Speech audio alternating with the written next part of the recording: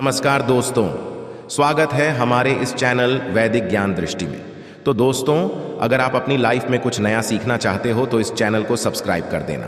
तो दोस्तों, अक्षय तृतीया एक ऐसा पर्व है जो हम दीपावली की तरह बड़े ही धूमधाम से मनाते हैं। दोस्तों, अक्षय तृतीया को गर्मियों का धन तेरस कहा जाता है। कहा जाता है वैशाख की तरह कोई माह नहीं, सतयुग की तरह कोई योग नहीं, वेद की तरह कोई शास्त्र नहीं और गंगा की तरह कोई पीठ नहीं, और इसी तरह अक्षय तृतीया की तरह कोई दूसरी तिथि है नहीं। अक्षय यानी कि कभी न नष्ट होने वाली थी, और अक्षय तृतीया को सर्वश्रेष्ठ मुहूर्त कहा गया है। शास्त्रों में इस तिथि को स्वयं सिद्ध मुहूर्त माना गया है। अक्षय तृतीया पर सुख समृद्धि के लिए सोना चांदी खरीदना शुभ माना जाता है। इस दिन सोना चांदी हीरा खरीदने से हम हमेशा के लिए अक्षय होते हैं, इसलिए इसे समृद्ध देने वाली तिथि भी कहा जाता है। तो दोस्तों, आज हम बात करेंगे अक्षय तृतीया का भय, 10 मई 11 मई भाई, और साथ ही जानेंगे तृतीया का पर्व इतना महत्वपूर्ण क्यों है कि इसे गर्मियों की धन तेरस कहा जाता है। इसके शुभ योग पूजा विधि के बारे में इस दिन क्या करें क्या न करें, इस दिन किस चीज की खरीदारी करनी चाहिए, और इस दिन किए जाने वाले कुछ चमत्कारी उपायों के बारे में आज की बेटी में हम आपको अक्षय तृतीया से संबंधित पूरी जानकारी देने वाले हैं। आपको कहीं और जाने की जरूरत नहीं है। बहुत शर्त यह है कि आपको वीडियो पूरा देखना है, बिल्कुल भी बीच में स्किप करके नहीं देखना है, क्योंकि आधा अधूरा ज्ञान हमेशा हानिकारक होता है। तो उम्मीद करते हैं आप इस वीडियो को पूरा जरूर देखेंगे। लेकिन वीडियो को शुरू करने से पहले आप इस वीडियो को लाइक अवश्य कर दें। दोस्तों, हमारे शास्त्रों में 3 अब्बूझ मुहूर्त बताए गए हैं, जिस दिन आप किसी पंडित, किसी ज्योतिष से पूछे बिना कोई भी शुभ कार्य हो, 16 संस्कार हो कर सकते हैं। सबसे पहला चैत्र शुक्ल पक्ष की प्रतिपदा यानी गुड़ी पड़वा, दूसरा विजय दशमी, तीसरा अक्षय तृतीया या आंखा तीज का अध्ययन, और चौथा शुक्ल कार्तिक शुक्ल पक्ष चंद्रमा का आधा भाग। इन तिथियों पर सूर्य और चंद्रमा अपनी उच्च राशि में रहते हैं, और इन्हीं तिथियों से सतयुग द्वापर त्रेता हो इनके शुरुआत की गणना की गई है। इन्हें चिरंजीवी तिथि भी कहते हैं, क्योंकि विशेष रूप से आंखा तीज को, क्योंकि अस्त चिरंजीवी में से एक। भगवान श्री परशुराम जी का जन्म इसी दिन हुआ था। धर्म की रक्षा के लिए भगवान विष्णु ने अनेक अवतार लिए, जिसमें नर नारायण, हरिगिरि परशुराम, 3 अवतार पवित्र अवतार अक्षय तृतीया को ही उदय हुए। अक्षय तृतीया के दिन माता गंगा का पृथ्वी पर अवतरण हुआ था, और गंगा के आउटलाइन से राजा सगर के 60,000 पुत्रों को मुक्ति मिली थी, और मां पार्वती जी ने आज के दिन ही देवी अन्नपूर्णा का अवतार लेकर भगवान शिव को दीक्षा शादी थी। माता अन्नपूर्णा ने इसी दिन समस्त विश्व के भरण पोषण का भार भी संभाला था। धन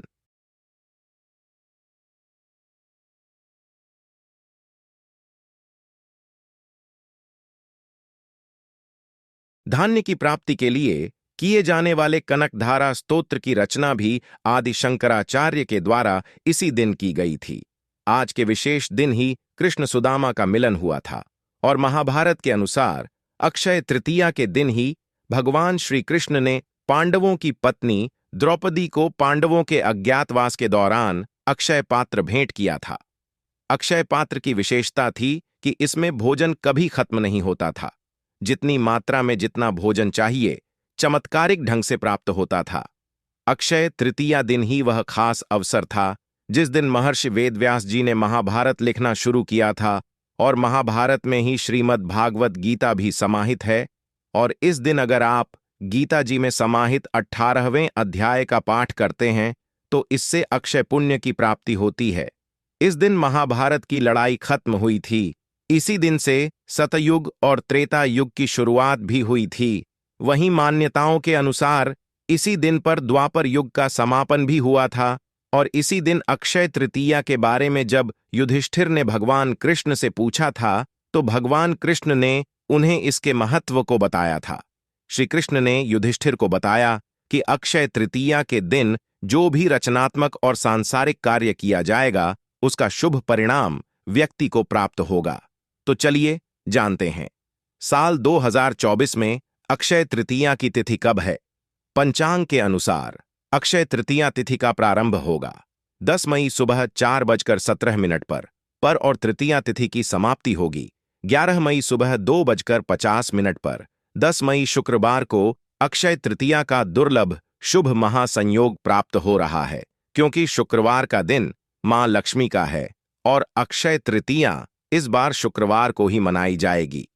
बात करें पूजा के शुभ मुहूर्त के बारे में तो सुबह 5:33 से शुभ मुहूर्त प्रारंभ होगा और दोपहर 12:18 तक आप पूजा कर सकते हैं और शुभ मुहूर्त में अक्षय तृतीया तिथि के दिन आप सोना खरीद सकते हैं। सोना खरीदने का शुभ मुहूर्त क्या होगा? देखिए, अक्षय तृतीया तिथि अपने आप में शुभ मुहूर्त है। आप पूरे दिन में सोना चांदी, हीरे आभूषण, रत्न जमीन गाड़ी या कोई भी खरीदारी आप दिन में आप कर सकते हैं, लेकिन राहु काल में खरीदारी नहीं करना चाहिए और राहु काल का समय रहेगा सुबह 10:45 से 12:23 तक। तो इस समय को छोड़कर आप पूरे दिन में कभी भी खरीदारी कर सकते हैं, कोई दिक्कत परेशानी नहीं है। पूरे दिन में जब भी आपको समय मिले आप इस दिन अवश्य कुछ न कुछ खरीदारी जरूर करें, इससे घर में सुख समृद्धि आएगी। जन्म जन्मांतर हमारे घर में सुख समृद्धि की बढ़ोतरी होगी। अक्षय अपने आप में सर्वश्रेष्ठ शुभ संयोग होता है। इस दिन मां लक्ष्मी और श्री हरिनारायण मतलब लक्ष्मी नारायण की पूजा आराधना की जाती है। इसके अलावा परशुराम जी की पूजा किया जाता है और इसके अलावा नर और नारायण की भी पूजा होती है। इस दिन हवन, स्नान, जप, दान, तर्पण करने के लिए शुभ माना जाता है। इस दिन सोना खरीदने से मां लक्ष्मी की कृपा बनी रहती है। इस दिन हिंदू धर्म में आस्था रखने वाले लोग शुभ कार्य प्रारंभ करते हैं। इसके साथ ही नई चीजों की खरीदारी का भी इस तिथि पर बड़ा महत्व है। ऐसा माना जाता है कि इस दिन खरीदारी और खासकर सोना खरीदने से घर में कभी भी धन धान्य की कमी नहीं होती। यह दिन आपके आध्यात्मिक उत्थान के लिए भी बहुत शुभ माना जाता है। अगर आप इस दिन प्रभु का ध्यान करते हैं तो आपको उनका आशीर्वाद प्राप्त होता है। दान करने से भी आप जीवन में सुख समृद्धि प्राप्त कर सकते हैं। कोई भी नया काम हो, नया घर हो, नया कारोबार हो, इसको शुरू करने से उसमें बरकत मिलेगी, ख्याति मिलेगी। पंचांग देखे बिना ही आज के दिन कोई भी शुभ और मांगलिक कार्य जैसे विवाह, गृह प्रवेश, वस्त्र आभूषणों की खरीदारी, भूखंड, वाहन, कोई भी चीज की खरीदारी, कोई जमीन जायदाद, कोई नए कपड़े, कोई भी आभूषण, कोई नई संस्था की स्थापना, कोई समाजवादी की स्थापना को उद्घाटन करना सभी श्रेष्ठ रहता है। मांगलिक कार्यों की शुरुआत के लिए अति उत्तम दिन है और इस दिन जो भी आप काम करेंगे इसमें खूब बरकत होगी। आज के दिन अपने कम हो, सेवा हो, दान से मनुष्य धर्म का पालन करना चाहिए। इस दिन पितरों के निमित्त कहीं पर भी भोजन दान करें। आश्रमों में आप भोजन अनाज का दान कर सकते हैं। आप किसी गरीबों के आश्रम जा सकते, अंधों के आश्रम जा सकते हैं, वहां भोजन करा सकते हैं। तर्पण कर आइए, अपने पितरों के निमित्त पिंड दान कर आइए, इसे अक्षय फल प्राप्त होते हैं। आज के दिन गंगा स्नान या कोई भी तीर्थों में स्नान भी करना चाहिए। इसे जो भी आपका करते हैं वह समस्त पाप आपके नष्ट हो जाते हैं। दोस्तों, इस दिन जो का दान करना चाहिए, 1 मुट्ठी कम से कम आप दान कीजिए। इससे स्वर्ण दान का महत्व तो स्वयं तो आप दान नहीं कर सकते, तो धरती का प्रथम अन्न जो माना गया है और जो के दानों को स्वयं के दानों के बराबर माना जाता है, तो आज के दिन 1 मुट्ठी जो कभी अगर आप डाल कर लेते हैं तो भी स्वयं दान के बराबर फल प्राप्त कराता है। इस दिन आप जो इच्छा हो, पंखा, छाता, जल, सत्तू, फल, वस्त्र, किसी भी चीज का दान कर सकते हैं। भूमि दान का भी महात्म्य होता है, लेकिन भूमि हर किसी के बस की नहीं होती है, तो आप कम से कम 1 मुट्ठी चावल ही दान कीजिए, पर कीजिए जरूर। अक्षय तृतीया के दिन मां पार्वती नर नारायण की पूजा का विधान है और अक्षय तृतीया के दिन ही चारों धामों में से एक श्री बद्री नारायण के पट खुलते हैं। और आपको बता दूं, वृंदावन में जो बांके बिहारी जी का मंदिर है, उस दिन सिर्फ आज के दिन ही आपको श्री विग्रह के चरणों के दर्शन होते हैं, नहीं तो पूरे साल वह कपड़ों से ढके हुए रहते हैं। तो आज के दिन इसका महात्म्य है, तो खास जान जाएं कि चमत्कारी तिथि है और इसका फायदा आपको उठाना है। इससे पहले किस किस ने उठाया और इसका क्या महात्म्य है, तो छोटी सी कथा बताता हूं। प्राचीन काल में एक सदाचारी और देव ब्राह्मणों में श्रद्धा रखने वाला एक धर्मदास नाम का एक वैश्य हुआ करता था। उसका परिवार बहुत बड़ा था और वह सदैव बहुत व्याकुल रहता था। उसने किसी से व्रत के अक्षय तृतीया के व्रत के महात्म्य को सुना, तो जब यह भारत आया तो उसने व्रत किया गया, गंगा स्नान किया गया, देवी देवताओं की पूजा की, अपने इष्ट देव कुलकुल देवी देवताओं की पूजा की और गोले के लड्डू पंखा जल से भरे हुए खड़े जाओगे को, नमक सब दही चावल गोद सोना वस्त्र ये सभी चीजें दिव्य ब्राह्मणों को दान किया गया। उसकी स्त्री को यह बात बिल्कुल अच्छी नहीं लगी और वह बार बार मना करने लगी। तुम भजनों से चिंतित रहने और बुढ़ापे के कारण अनेक रोगों से पीड़ित होने पर भी वह उसके बाद से हमेशा अक्षय तृतीया करता रहा, कभी भी अपने धर्म कर्म और दान पुण्य से विमुख नहीं हुआ और यही व्यास फिर दूसरे जन्म में कुशावती का राजा बना। अपने अक्षय तृतीया के जो दान का प्रभाव था उसकी वजह से वह धनी और प्रतापी बना और वैभव संपन्न होने पर भी उसकी बुद्धि कभी धर्म से विचलित नहीं हुए। और इसलिए यह भी माना जाता है कि आज के दिन जो भी मनुष्य दान करता है वह पुण्य को प्राप्त करता है और उसका अगला जन्म बहुत ही पुण्य होता है। साथ ही साथ यह खास दिन में आप अपने जो स्वजन हैं, जो पुत्र गाइड है, उनके द्वारा अगर कोई पाप किया गया है, जाने अनजाने अपराध है, या फिर आपने स्वयं नहीं, आपके परिवार में किसी ने जाने अनजाने अपराध किया है, तो सच्चे मन से इस दिन ईश्वर से क्षमा प्रार्थना करते हैं, तो भगवान आज के दिन सभी के अपराधों को क्षमा करते हैं और आपको सब गुण प्रदान करते हैं। अब हम जानेंगे अक्षय तृतीया की पूजा विधि। इसके लिए ब्रह्म मुहूर्त में उठकर स्नानादि से निवृत्त होकर सूर्य नारायण को जल अर्पित करना चाहिए। अपने घर के मंदिर में आप चौकी लगाकर पूजा कर सकते हैं या अपने नजदीक के कोई भी श्री हरि नारायण के मंदिर में कलश की स्थापना करके पूजा संपन्न कर सकते। अक्षय तृतीया की पूजा आराधना में कलश की स्थापना का अत्यंत महत्वपूर्ण स्थान। स्थापना के बगैर अक्षय तृतीया की पूजा विधि को संपन्न नहीं कर सकते हैं। की स्थापना करके विधि विधान से लक्ष्मी नारायण की पूजा करके धूप दीप अर्पित करके मां लक्ष्मी और श्री हरि विष्णु के मंत्रों का जाप अवश्य करना चाहिए। खीर का भोग अर्पित करें। सफेद मिठाई या दूध से निर्मित मिठाई का भोग लगाना उत्तम होता है। अपने सामर्थ्य के अनुसार और सच्ची श्रद्धा भक्ति से आपको भोग लगाना चाहिए। श्री हरिनारायण आपके भोग को अवश्य ही स्वीकार करेंगे। इसके बाद आप आर्थिक करके क्षमा याचना कर लीजिए।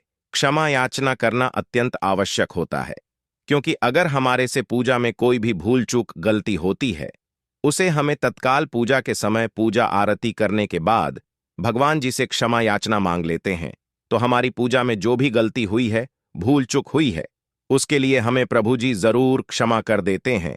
अक्षय तृतीया में दान पुण्य का अत्यंत महत्वपूर्ण स्थान है। आप किसी भी चीज का दान कर सकते हैं। जो भी आपका सामर्थ्य है उसके अनुसार आप दान कर सकते हैं, लेकिन इस दिन जल से भरा कलश अवश्य दान करना चाहिए। एक कलश में जल भरकर उसमें थोड़ी चीनी शक्कर डालकर मीठा जल घर के किसी भी ब्राह्मणों को दक्षिणा के साथ दान कर देना चाहिए। इससे आपके जीवन में सुख समृद्धि आएगी।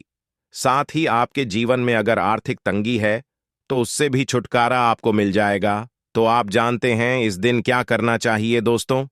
अक्षय तृतीया का दिन मां लक्ष्मी को प्रसन्न करने का दिन कहा जाता है। अगर इस दिन मां लक्ष्मी के का हम अधिक से अधिक जाप करते हैं तो इससे हमें जन्म जन्मांतर के लिए मां लक्ष्मी की कृपा प्राप्त होती है।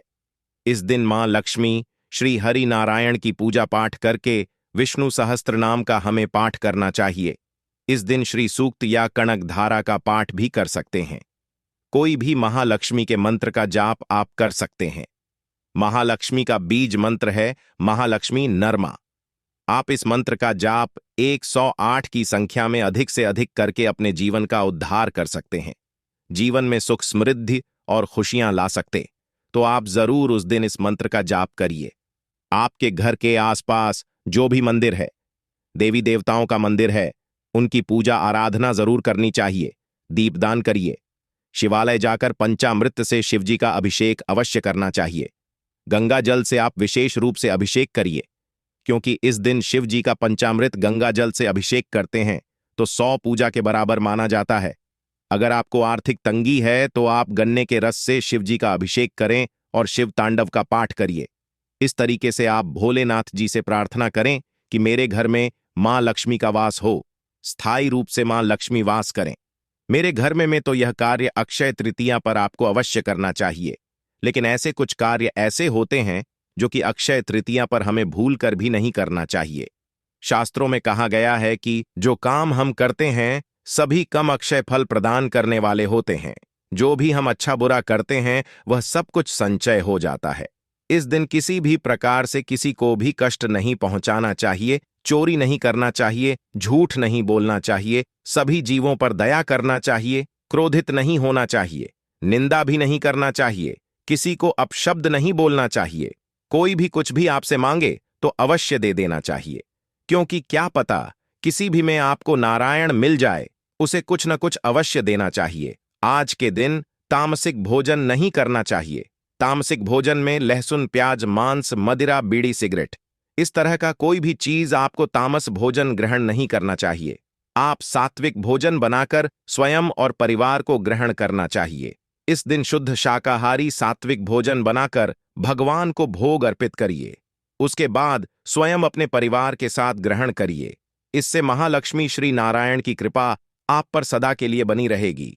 परिवार हमेशा सुरक्षित रहेगा, सारी मनोकामनाएं पूरी होगी, आर्थिक स्थिति मजबूत होगी, सफलता की प्राप्ति होगी। आज का दिन बहुत श्रेष्ठ है, ताकि मैं आपको एक माह उपाय बता रहा हूं।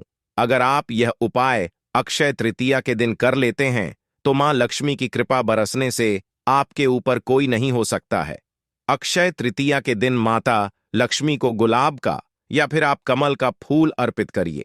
गुलाबी रंग के, पीले रंग के कपड़े पहनकर पूजा करें। साथ ही मोटी या फिर स्फटिक की माला से आप महालक्ष्मी का कोई भी बीज मंत्र का जाप करिए। अक्षय तृतीया के दिन गणेश जी के बाल स्वरूप को घर लेकर आई थी और अपने घर के मुख्य द्वार पर लगा दे। अगर आप ऐसा कर लेते हैं तो मां लक्ष्मी स्वयं आपके साथ, गणेश जी के साथ विराजमान हो कि आपके घर में हमेशा हमेशा के लिए निवास करते हैं। उस दिन माता लक्ष्मी का श्री हरि विष्णु का प्रिय भोग, चावल की खीर का भोग लगा दीजिए। साथ में आप केले अवश्य चढ़ाएं, क्योंकि पीला एक मुट्ठी जीरा लीजिए। आप किसी भी पीपल के पेड़ के पास जाइए। पीपल के पेड़ के पास क्यों जाना है? क्योंकि पीपल के पेड़ भगवान विष्णु जी का वास होता है।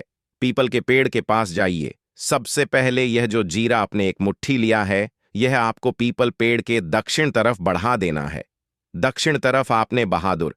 अब यह इकलौता लीजिए, पीपल पेड़ को अर्पित कीजिए। इस जल को पीपल पेड़ की 7 परिक्रमा करते वक्त भगवान विष्णु जी का बीज मंत्र बोलकर ओम नमो भगवते वासुदेवाय नमः, हम फिर से रिपीट कर दे रहे हैं दोस्तों, ओम नमो। इस बीज मंत्र का कम से कम आपको 7 बार जाप करना है। जितनी बार आप चक्कर लगाएंगे 7 बार उतना जाप करना है। तो दोस्तों, हमारे द्वारा बताई हुई जानकारी आपको कैसी लगी? उम्मीद करता हूं अच्छी ही होगी। आप इस वीडियो को एक लाइक जरूर कर दें और हमारे चैनल को सब्सक्राइब जरूर करें।